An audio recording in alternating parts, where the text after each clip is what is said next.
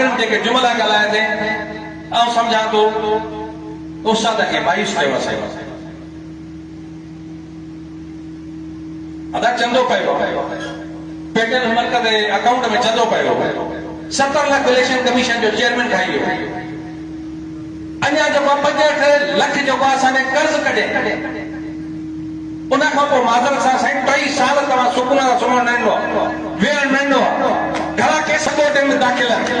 उहा पेटेल गुलाम सूरे घर में खीसे में पैसा कोन पिया उहे पेटेल तंज़ीम मथां केस आहिनि उनजे मथां उहे पैसा कोर्ट ते वकीलनि ते ख़र्च पिया थियनि 3 साल जेको आहे कराची सॼी सिंध में रुलिया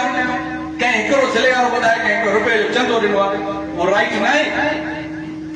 अॼु उस्तादनि खे हितां हिन स्टेज तां चओ उन्हनि पैसनि मथां उस्तादनि खे ॾियो त कराची अचनि बाबा तारकनि जे अंदरि उन्हनि जे मथां डोनेट उस्ताद खे पाण खे अचणो आहे पेटेल तंज़ीम शब्द थिए त उन्हनि खे पहुचणो आहे हिते अक्सर दोस्तनि चयो त साईं गुलाम रसूल मारे तरफ़ां जेका ऐलान तारीख़ आहे गुलाम रसूल मारे तरफ़ां ऐलान नए तरीक़े पेटेल जे तरफ़ां आहे पेटेल मर्कज़ जे तरफ़ां आहे मांखे पंहिंजी तरीक़े हलाइणी आहे पंहिंजो ऐलान करणु लखी ताल पंहिंजी ज़ाती इज़त में ॻाल्हाईंदुसि मुंहिंजी एतिरी इज़त न आहे जो मां सिंध लेवल ते ज़ाती लेवल ते हलायां ही तंज़ीम आहे ही तंज़ीम आहे सदा ही पेटेल मर्कज़ जो सदा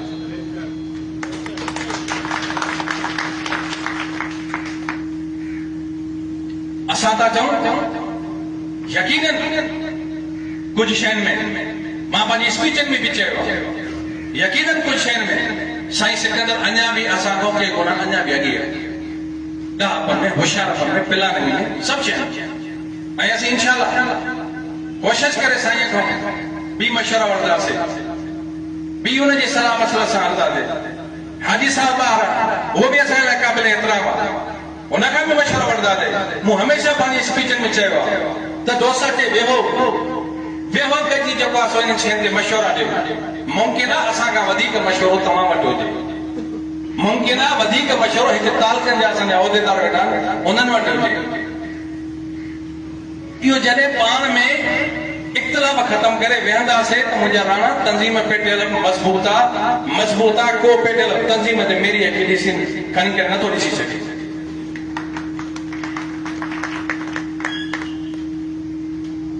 ॻाल्हि इहा ई आहे बहितर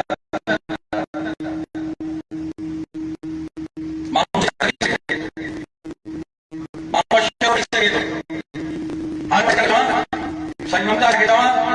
साईं मोहम्मद अली शेख खे चवां त बाबा टीओ सां तव्हांजो मसइलो थियो आहे पर टीओ ऑफिस में एतिरे ताईं वेठो हुजे जेसी ताईं उहो मसइलो हल न थिए न दबावे पर उन सां आख़िर जेको टीओ बि ॻाल्हाईंदो ॻोल्हाईंदो का ऑथेंटिक शइ थींदो न थींदो तव्हां सां गुलाम रसूल महाराज जो मरकज़ी सदर जो वचन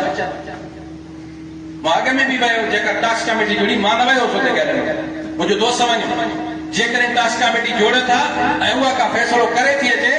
त तव्हां सभिनि खे उन फ़ैसिले ते अमल करणो आहे राइट रंग खुदा उन्हनि खे दिमाग़ ॾिनो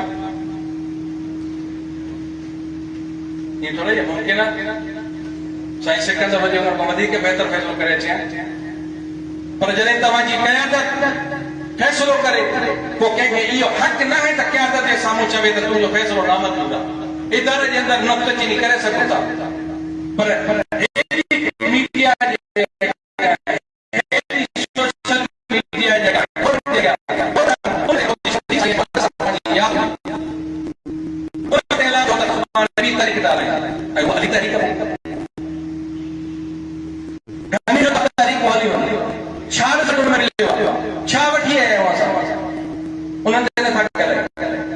पर कम से कम इहा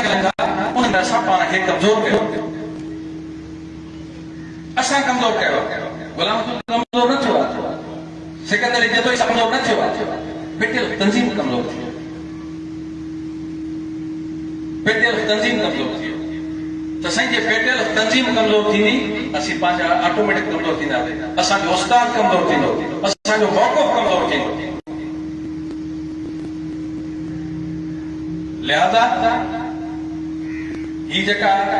साईं चयो तहरीक पुठियो थो हलाए कोई कोन थो पियो तहरीक हलाए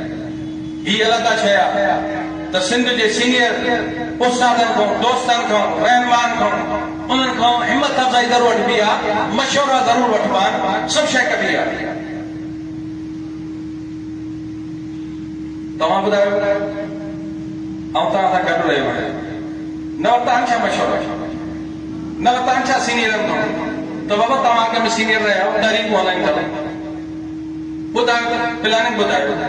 हर वक़्त जे नज़ाकत सां प्लानिंग कबी आहे।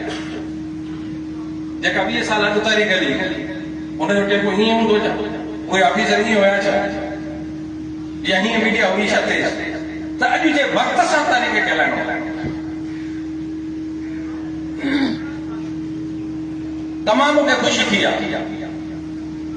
बेहतरीन दोस्त गरीदन सखर जा हिते प्रोग्राम में वेठा आया वर्कर का मेंशन हुयो, उहिदेदारनि खे जश आहे, पर पाण सां गॾु हिकिड़ो सुठो वर्कर बि खयूं अचो त ही वधीक मैसेज हेठि मासिस ताईं वञे हले। बहरहाल उनजे बावजूद बि सखर डवीर जे दोस्तनि खे ऐं सलाम पेश कयां थो, बहितरीन जेको आहे मैनेजमेंट कई आहे उन्हनि, पर हिन सां गॾोगॾु साईं सईद अहमद चाचड़ जे उन तजवीज़ सां बि मां मुतफ़िक़ आहियां त दोस्तो तमामु हेठि वञो, तालकनि वञो, यूनिटनि वञो, जल्दबाज़ी कयो, दोस्त उस्तादनि खे उत्साह पैदा करायो, उन्हनि खे तयारु कयो, उन्हनि खे